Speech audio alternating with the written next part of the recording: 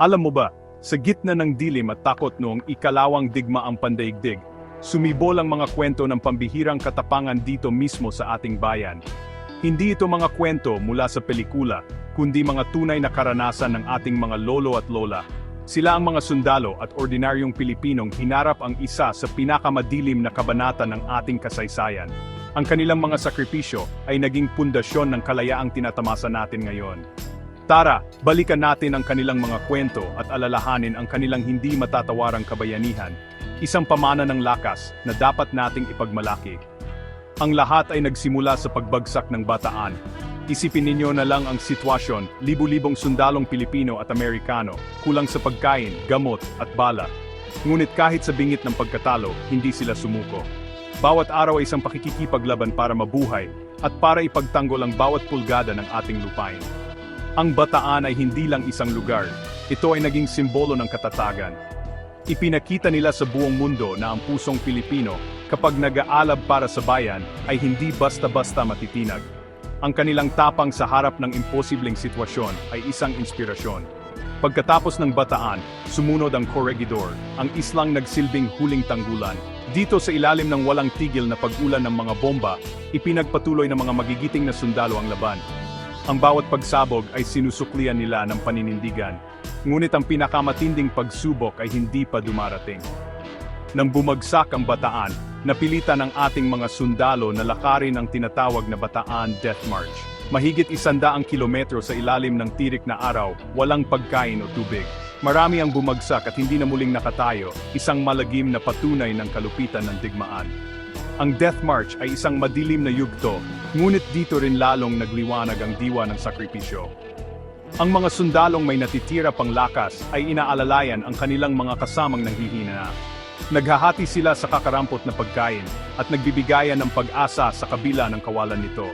Ang bawat hakbang sa martsa ng kamatayang iyon ay isang hakbang ng paglaban. Ipinakita nila na kahit ang katawan ay pagod at sugatan, ang diwa ng pagiging Pilipino, ang diwa ng pakikipagkapwa at pagmamahal sa bayan, ay mananatiling buhay at hindi kailanman magagapi. Nang bumagsak ang formal na depensa, hindi pa tapos ang laban. Ang digmaan ay lumipat mula sa mga kuta patungo sa mga kabundukan at kagubatan. Dito isinilang ang kilusang gerilya. Sila ay mga ordinaryong mamamayan, mga sundalong nakaligtas, mga magsasaka, mga guro, mga estudyante, na piniling ipagpatuloy ang pakikibaka. Hindi sila organisadong hukbo na may kumpletong armas, pero ang dala nila ay mas matindi pa rito, ang kaalaman sa bawat pasikot-sikot ng kanilang lugar, at ang nag-aalab na pagnanais na mabawi ang kalayaan. Sila ang naging tinik sa lalamunan ng mga mananakop. Ang kanilang paraan ng pakikipaglaban ay kakaiba, hindi ito harap-harapang sagupaan. Sa halip, ginamit nila ang kanilang talino at pagkamalihain. Ang tawag dito ay guerrilla warfare. Bigla silang susulpot para umatake sa mga poste ng kaaway, puputulin ang mga linya ng komunikasyon, at pagkatapos ay mabilis na maglalaho sa kalagitnaan ng gubat na parang mga anino. Kilala nila ang bawat ilog, bawat puno at bawat bundok. Ang kalikasan na siyang tahanan nila ang naging pinakamalaki nilang kakampi sa pakikidigma laban sa mga dayuhang mananakop.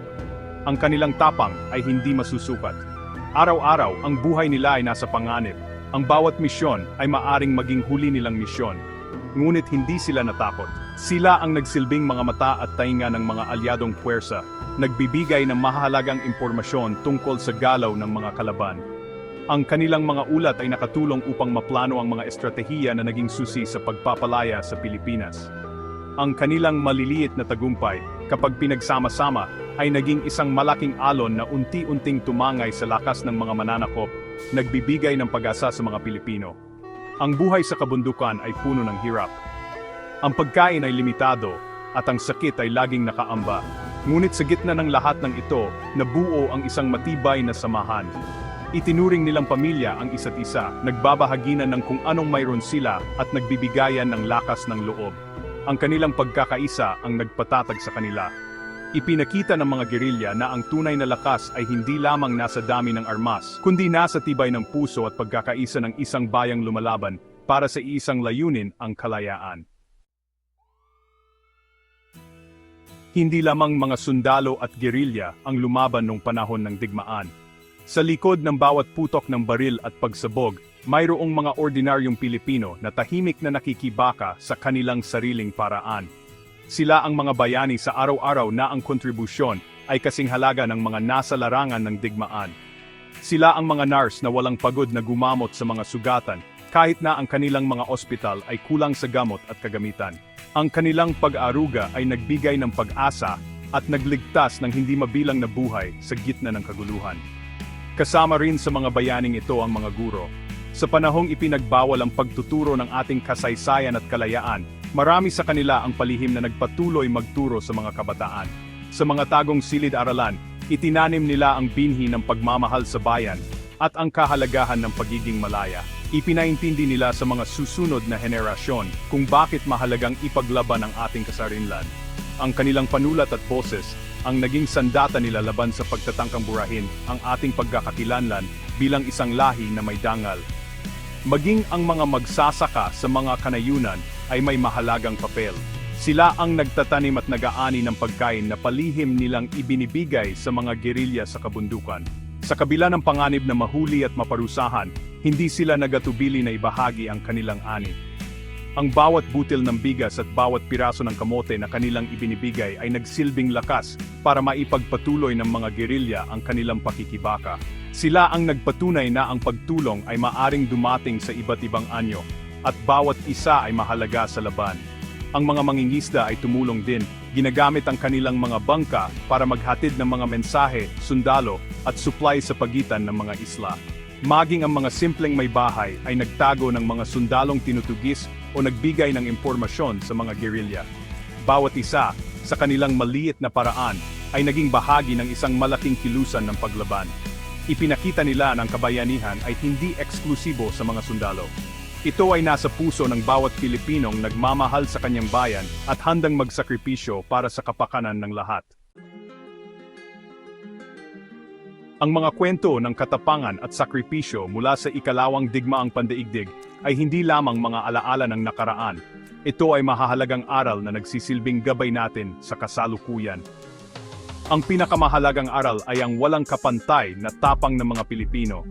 Sa harap ng napakalakas na kaaway at sa kabila ng gutom at paghihirap, hindi sila sumuko.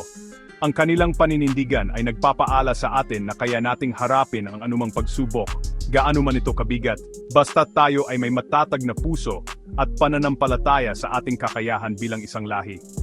Isa pa sa mga aral na iniwan sa atin ay ang kapangyarihan ng pagkakaisa. Mula sa mga sundalo sa bataan, sa mga gerilya sa kabundukan, hanggang sa mga ordinaryong mamamayan sa mga baryo, nakita natin kung paano ang pagtutulungan ay nagbunga ng lakas. Nang ang lahat ay kumilos para sa isang layunin, naging posible ang imposible.